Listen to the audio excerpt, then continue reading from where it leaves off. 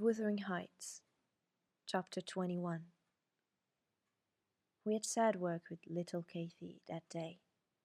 She rose in high glee, eager to join her cousin, and such passionate tears and lamentations followed the news of his departure that Edgar himself was obliged to soothe her by affirming he should come back soon. He added, however, if I can get him. And there were no hopes of that.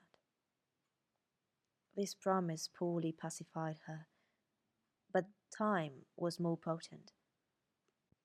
And though still at intervals she inquired of her father when Linton would return, before she did see him again his features had waxed so dim in her memory that she did not recognize him.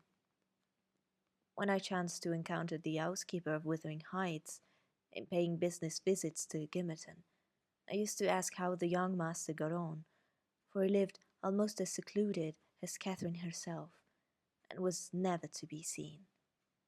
I could gather from her that he continued in weak health, and was a tiresome inmate. She said Mr. Heathcliff seemed to dislike him even longer and worse, though he took some trouble to conceal it. He had an antipathy to the sound of his voice, and could not do at all with his sitting in the same room with him many minutes together. There seldom passed much talk between them.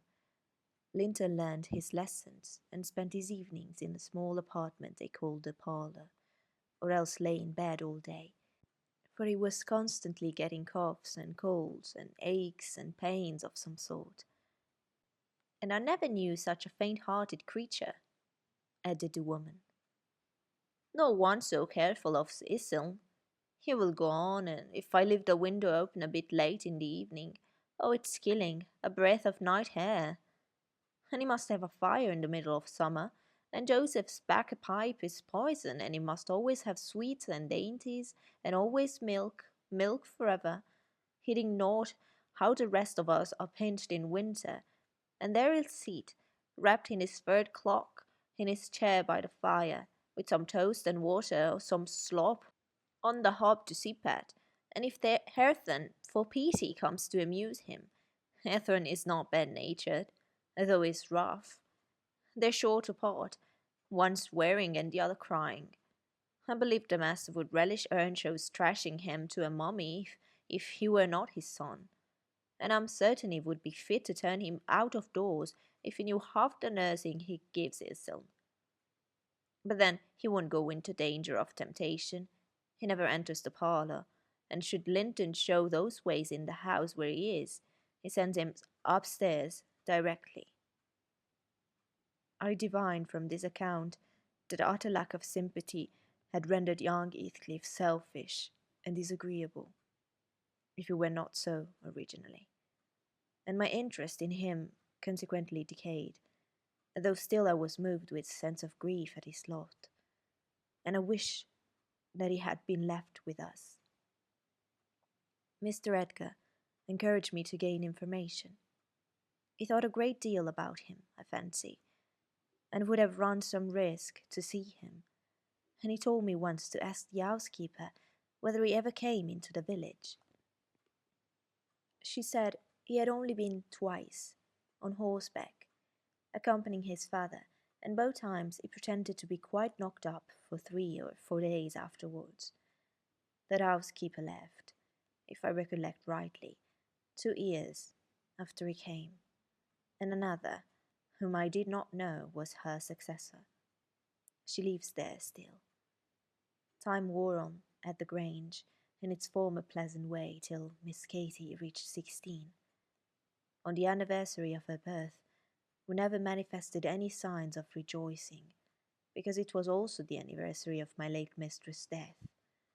Her father invariably spent that day alone in the library, and walked at dusk as far as Gimmerton kirkyard, where he would frequently prolong his stay beyond midnight. Therefore Catherine was thrown on her own resources for amusement. This 20th of March was a beautiful spring day, and when her father had retired, my young lady came down dressed for going out, and said she asked to have a rumble on the edge of the moor with me, and Mr. Linton had given her leave, if we went only a short distance and were back within the hour. So make haste, Ellen, she cried. I know where I wish to go. Where a colony of moor game are settled, I want to see whether they have made their nests yet. That must be a good distance up, I answered. They don't breed on the edge of the moor. No, it's not, she said. I've gone very near with Papa. I put on my bonnet and sallied out, thinking nothing more of the matter. She bounced before me and returned to my side, and was off again like a young greyhound. At first, I found plenty of entertainment in listening to the lark singing far and near, and enjoying the sweet warm sunshine, and watching her, my pet and my delight, with her golden ringlets flying loose behind, and her bright cheek as soft and pure in its bloom as a wild rose, and her eyes radiant with cloudless pleasure. She was a happy creature, and an angel in those days. It's a pity she could not be content. Well, said I, what are your moor game, Miss Casey? We should be at them. The Grange Park fence is a great way off now. Oh, a little further, only a little further, Ellen, was her answer continually. Climb to that hillock, past that bank, and by the time you reach the other side I shall have raised the birds. But there were so many hillocks and banks to climb and pass that at length I began to be weary, and told her we must halt and retrace our steps. I shouted to her, as she had outstripped me a long way. She either did not hear, or did not regard, for she still sprang on, and I was compelled to follow.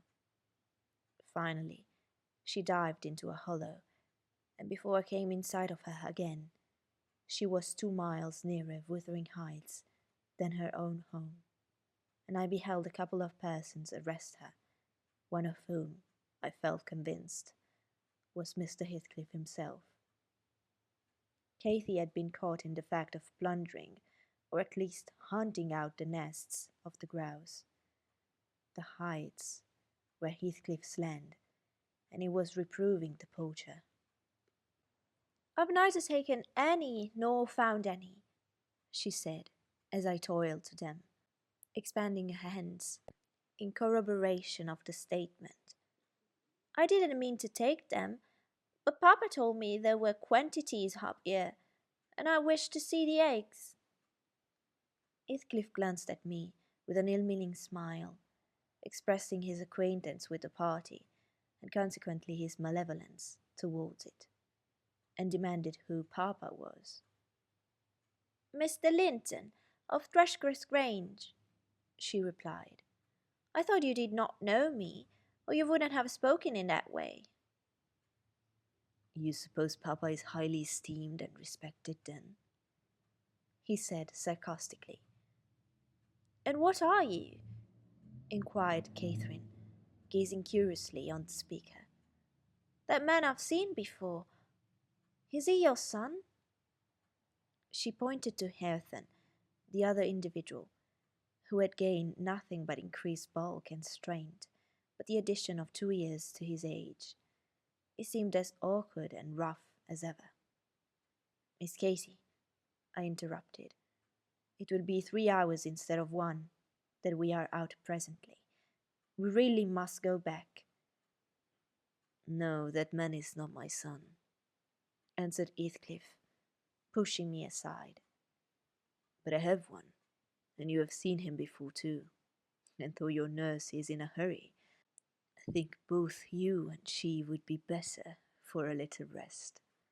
Will you just turn this nab off Heath and walk into my house? You'll get home earlier for these, and you should receive a kind welcome. I whispered Catherine that she mustn't on any account accede to the proposal. It was entirely out of the question. Why? She asked loudly. I'm tired of running, And the ground is dewy. I can't sit here. Let us go, Ellen. Besides, it says I have seen his son. He's mistaken, I think. But I guess where he lives. At the farmhouse I visited in coming from Penistone Crags. Don't you? I do. Come, Nelly, hold your tongue. It will be a treat for her to look in on us. Hareton get forwards with less. You should walk with me, Nelly. No, she's not going to any such place, I cried, struggling to release my arm, which he had seized, but she was almost at the doorstones already, scampering round the brow at full speed. Her appointed companion did not pretend to escort her.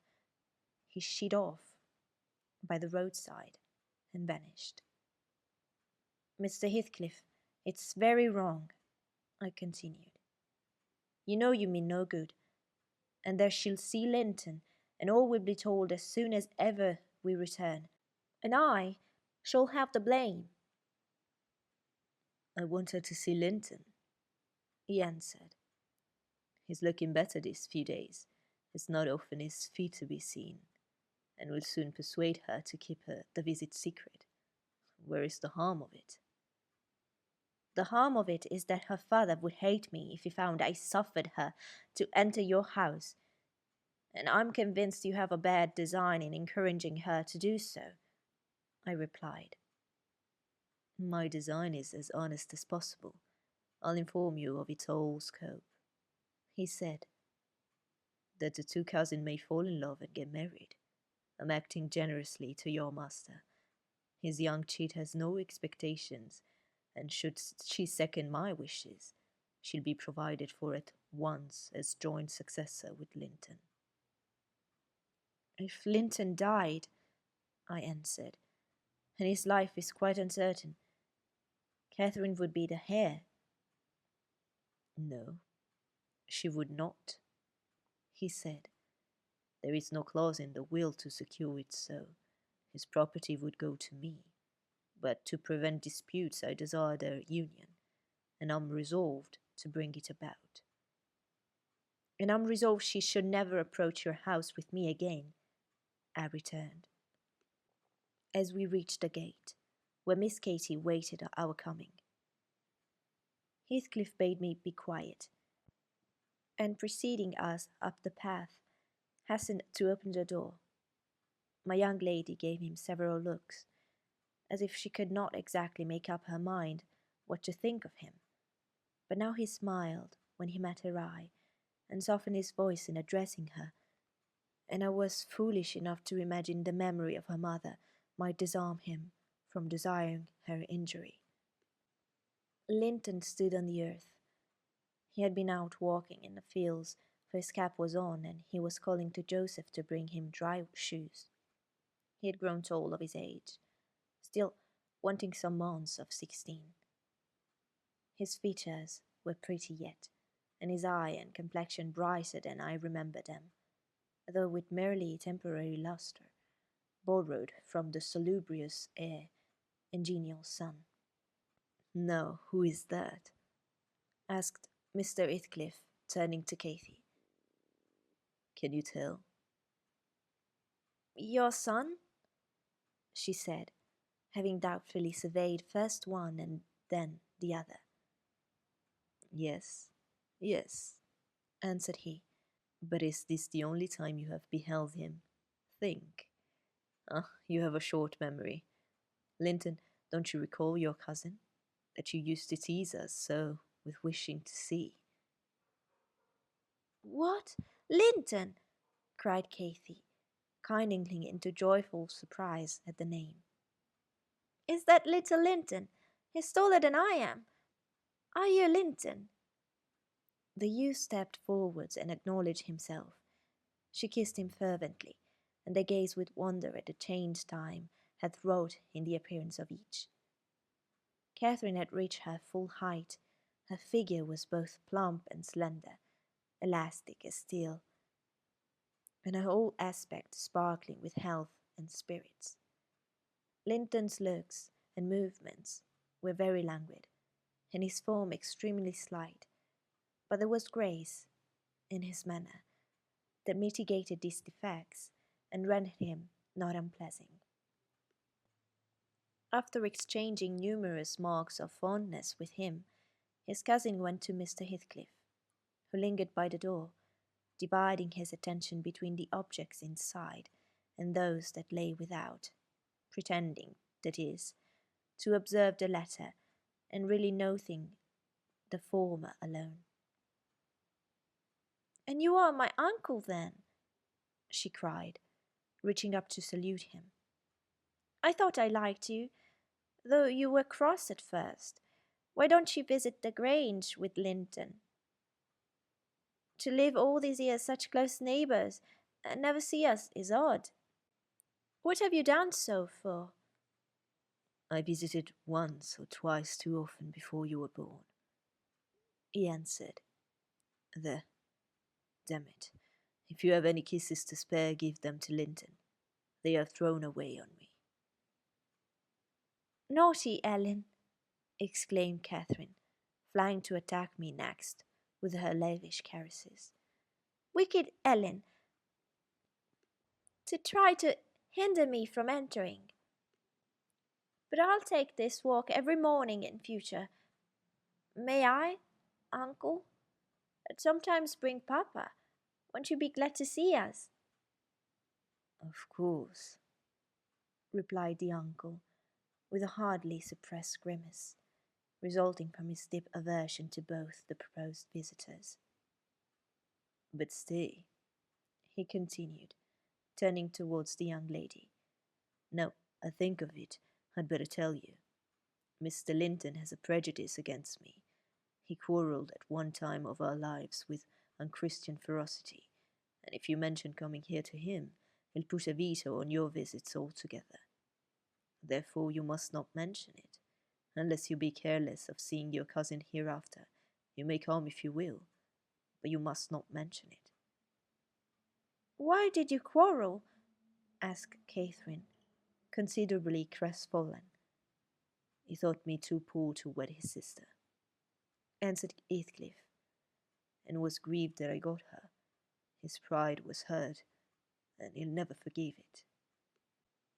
"That's wrong," said the young lady. "Sometimes I'll tell him so, but Linton and I have no share in your quarrel. I'll not come here, then. I shall come to the Grange." "It will be too far from me," murmured her cousin. "To walk 4 miles would kill me. No, come here, Miss Catherine, now and then. Not every morning, but once or twice a week." The father launched towards his son a glance of bitter contempt. "I am afraid, Nelly, I shall lose my labour," he muttered to me. "Miss Catherine, as the ninny calls her, will discover his value and send him to the devil. Now if it had been Hareton, do you know that 20 times a day I covered Hareton with all his degradation? I'd have loved that lad had he been someone else, but I think he's safe from her love. I pit him against the paltry creature, unless it bestir itself briskly. We calculate it will scarcely last till it is 18. Oh, confound the vapid thing! Is absorbed in drying his feet and never looks at her. Linton!" "Yes, father," answered the boy. "Have you nothing to show your cousin anywhere about? Not even a rabbit or a weasel's nest? Take her into the garden, before you change your shoes, and into the stables to see your horse." "Wouldn't you rather sit here?" asked Linton, addressing Cathy in a tone which expressed reluctance to move again. "I don't know," she replied, casting a longing look to the door, and evidently eager to be active. He kept his seat, and shrank closer to the fire. Heathcliff rose and went into the kitchen, and from thence to the yard, calling out for Hareton. Hareton responded, and presently the two re-entered. The young man had been washing himself, as was visible by the glow on his cheeks and his wetted hair. "Oh, I'll ask you, uncle," cried Miss Cathy, recollecting the housekeeper's assertion. That is not my cousin, is he? Yes, He replied. your mother's nephew. Don't you like him? Catherine looked queer. Is he not a handsome lad? He continued. The uncivil little thing stood on tiptoe and whispered a sentence in Heathcliff's ear. He laughed. Hareton darkened. I perceived he was very sensitive to suspected slights, and had obviously a dim notion of his inferiority. But his master, or guardian, chased the frown by exclaiming, You'll be the favourite among us, Hareton. She says you are what was it? Well, something very flattering. Here, you go with her round the farm, and behave like a gentleman. Mind, don't use any bad words, and don't stare where the young lady is not looking at you, and be ready to hide your face when she is. And when you speak, say your words slowly, and keep your hands out of your pockets. Be off, and entertain her as nicely as you can. he watched the couple walking past the window.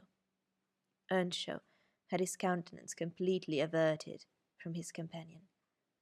He seemed studying the familiar landscape with a stranger's and an artist's interest. Catherine took a sly look at him, expressing small admiration. She then turned her attention to seeking out objects of amusement for herself, and tripped merrily on, lilting a tune to supply the lack of a conversation. I've tied his tongue, Observed Heathcliff. he'll not venture a single syllable all the time. Nelly, you recollect me at his age, nay, some years younger. Did I ever look so stupid, so gaumless, as Joseph calls it? Worse, I replied, because more sullen with it. Have a pleasure in him, He continued, reflecting aloud. He has satisfied my expectations. If he were a born fool, I should not enjoy it half so much. But he is no fool, and I can sympathize with all his feelings, having felt them myself. I know what he suffers now, for instance, exactly. It is merely a beginning of what he shall suffer, though, and he'll never be able to emerge from his bathos of coarseness and ignorance. I've got him faster than his scoundrel of a father secured me, and lower, for he takes a pride in his brutishness. I've taught him to scorn everything extra animal as silly and weak. Don't you think Hindley would be proud of his son if he could see him? Almost as proud as I am of mine. But there's this difference. One is gold put to the use of paving stones, and the other is tin polished to ape a service of silver. Mine has nothing valuable about it, yet I shall have the merit of making it go as far as such poor stuff can go. His had first-rate qualities, and they are lost, rendered worse than unavailing. I have nothing to regret. He would have more than any, but I are aware of. And the best of it is, Hareton is damnably fond of me. You'll own that I've outmatched Hindley there. If the dead villain could rise from his grave to abuse me for his offspring's wrongs, I should have the fun of seeing the said offspring fight him back again, indignant that he should dare to rail at the one friend he has in the world. Heathcliff chuckled a fiendish laugh at the idea. I made no reply, because I saw that he expected none.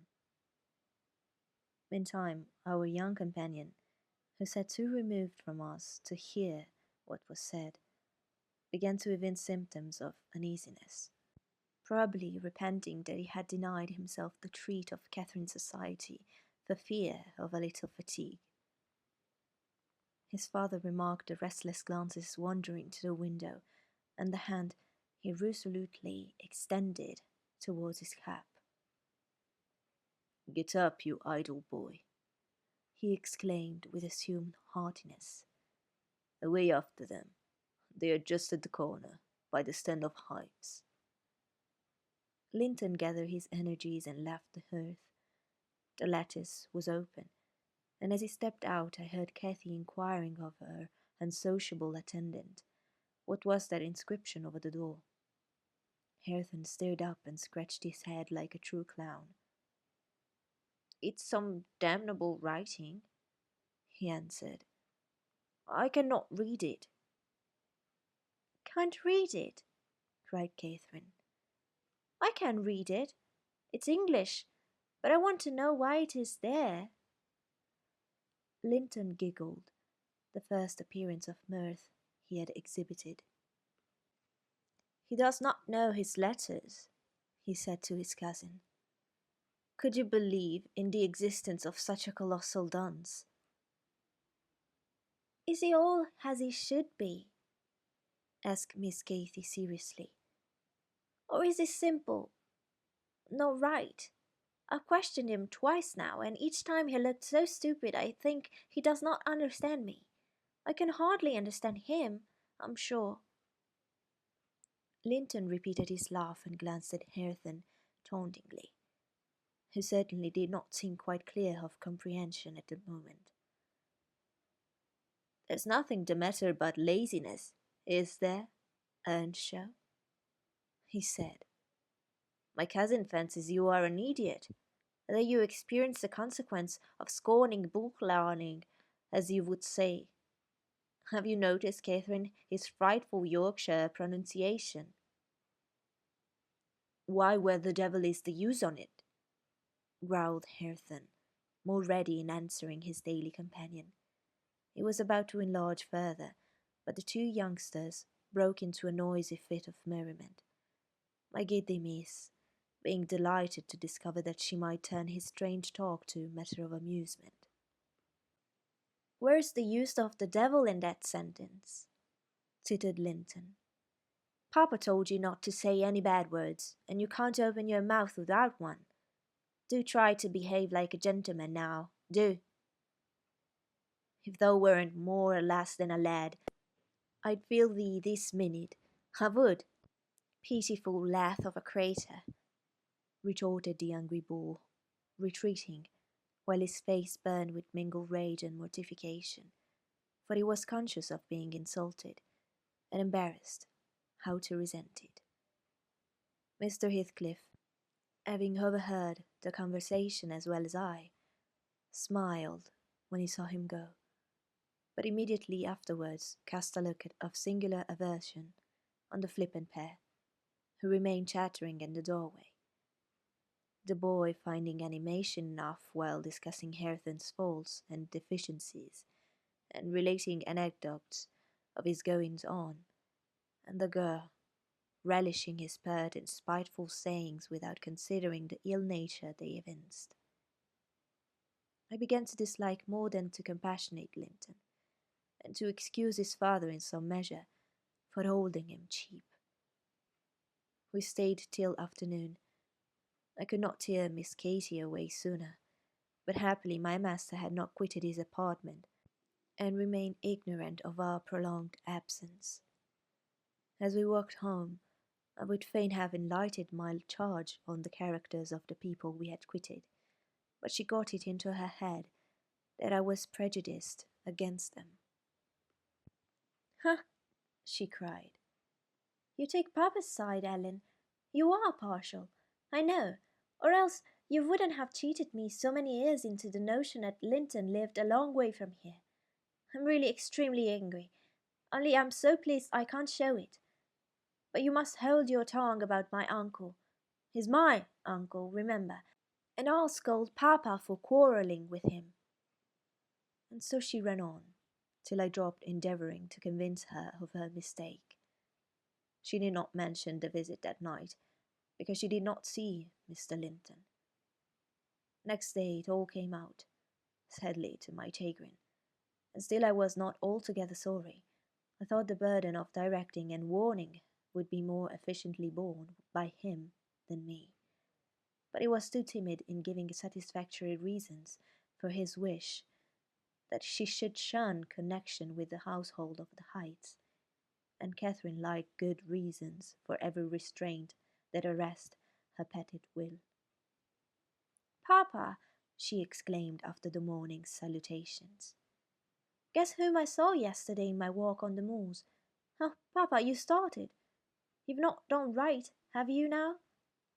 I saw. But listen, and you shall hear how I found you out, and Ellen, who is in league with you, and yet pretended to pity me so, when I kept hoping, and was always disappointed about Linton's coming back." She gave a faithful account of her excursion and its consequences, and my master, though he cast more than one reproachful look at me, said nothing till she had concluded. Then he drew her to him, and asked if she knew why he had concealed Linton's near neighbourhood from her. Could she think it was to deny her a pleasure that she might harmlessly enjoy? "It was because you disliked Mr. Heathcliff," she answered. "Then you believe I care more for my own feelings than yours, Cathy?" he said. "No, it was not because I disliked Mr. Heathcliff, but because Mr. Heathcliff dislikes me, and is a most diabolical man, delighting to wrong and ruin those he hates, if they give him the slightest opportunity. I knew that you could not keep up an acquaintance with your cousin without being brought into contact with him, and I knew he would detest you on my account. So for your own good, and nothing else, I took precautions that you should not see Linton again. I meant to explain this some time as you grew older, and I'm sorry I delayed it." "But Mr. Heathcliff was quite cordial, Papa," observed Catherine, not at all convinced. "And he didn't object to our seeing each other. He said I might come to his house when I pleased, only I must not tell you, because you had quarrelled with him and would not forgive him for marrying Aunt Isabella. And you won't. You are the one to be blamed, who's willing to let us be friends at least, Linton and I, and you are not." My master, perceiving that she would not take his word for her uncle-in-law's evil disposition, gave a hasty sketch of his conduct to Isabella, and the manner in which Wuthering Heights became his property. He could not bear to discuss long upon the topic, for though he spoke little of it, he still felt the same horror and detestation of his ancient enemy that had occupied his heart ever since Mrs. Linton's death. She might have been living yet, if it had not been for him, was his constant bitter reflection, and in his eyes Heathcliff seemed a murderer. Miss Cathy, conversant with no bad deeds except her own slight acts of disobedience, injustice, and passion, arising from hot temper and thoughtlessness, and repented of on the day they were committed, was amazed at the blackness of spirit that could brood on and cover revenge for years, and deliberately prosecute its plans without a visitation of remorse. She appeared so deeply impressed and shocked at this new view of human nature, excluded from all her studies and all her ideas till now, that Mr. Edgar deemed it unnecessary to pursue the subject. He merely added, "You will know hereafter, darling, why I wish you to avoid his house and family. Now return to your old employments and amusements, and think no more about them." Catherine kissed her father, and sat down quietly to her lessons for a couple of hours, according to custom. Then she accompanied him into the grounds, and the whole day passed as usual. But in the evening, when she had retired to her room, and I went to help her undress, I found her crying on her knees by the bedside. "Oh, fie, silly child!" I exclaimed. "If you had any real griefs, you'd be ashamed to waste us here on this little contrariety. You never had one shadow of substantial sorrow, Miss Catherine. Suppose for a minute that master and I were dead, and you were by yourself in the world. How would you feel then? Compare the present occasion with such an affliction as that, and be thankful for the friends you have, instead of coveting more. I'm not crying for myself, Ellen, she answered. It's for him. He expected to see me again tomorrow, and there he'll be so disappointed, and he'll wait for me, and I shan't come. Nonsense, said I. Do you imagine he has thought as much of you as you have of him? Hasn't he Hareton for a companion? Not 1 in 100 would weep at losing a relation they had just seen twice, for 2 afternoons. Linton will conjecture how it is and trouble himself no further about you. But may I not write a note to tell him why I cannot come? She asked, rising to her feet. And just send those books I promised to lend him. His books are not as nice as mine, and he wanted to have them extremely, when I told him how interesting they were. May I not, Ellen? No, indeed. No, indeed, replied I, with decision. Then he would write to you, and there'd never be an end to it. No, Miss Catherine, the acquaintance must be dropped entirely. So Papa expects, and I shall see that it is done. But how can one little note, she recommenced, putting on an imploring countenance. Silence, I interrupted. We'll not begin with your little notes. Get into bed. She threw at me a very naughty look, so naughty that I would not kiss her good night at first. I covered her up and shut her door, in great displeasure, but repenting halfway, I returned softly. And oh, there was Miss standing at the table with a bit of blank paper before her and a pencil in her hand, which she guiltily slipped out of sight on my re-entrance. You get nobody to take that, Catherine, I said. If you write it, and at present I shall put out your candle. I set the extinguisher on the flame, receiving as I did so a slap on my hand and a petulant, cross thing. I then quitted her again, and she drew the bolt in one of her worst, most peevish humours. The letter was finished and forwarded to its destination by a milk fetcher who came from the village, but that I didn't learn till some time afterwards. Weeks passed on, and Cathy recovered her temper, though she grew wondrous fond of stealing off to corners by herself, and often, if I came near her suddenly while reading, she would start and bend over the book, evidently desirous to hide it, and I detected edges of loose paper sticking out beyond the leaves.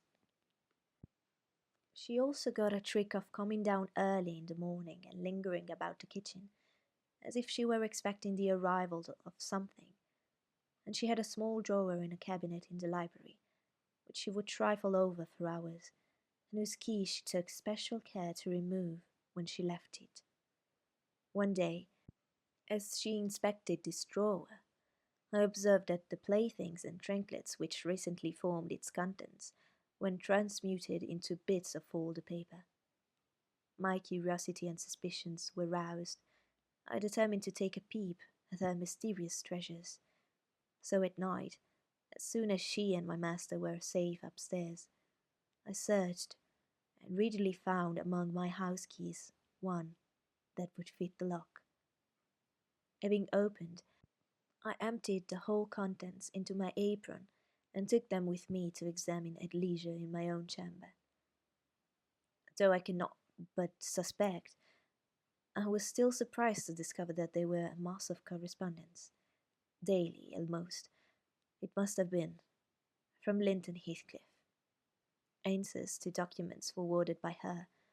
The earlier dated were embarrassed and short. Gradually, however, they expanded into copious love letters, foolish as the age of the writer rendered natural, yet with touches here and there, which I thought were borrowed from a more experienced source.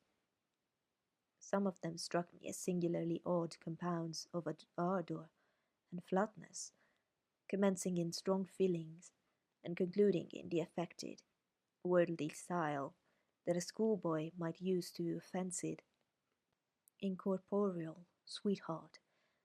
Whether they satisfied Cathy, I don't know, but they appeared very worthless trash to me.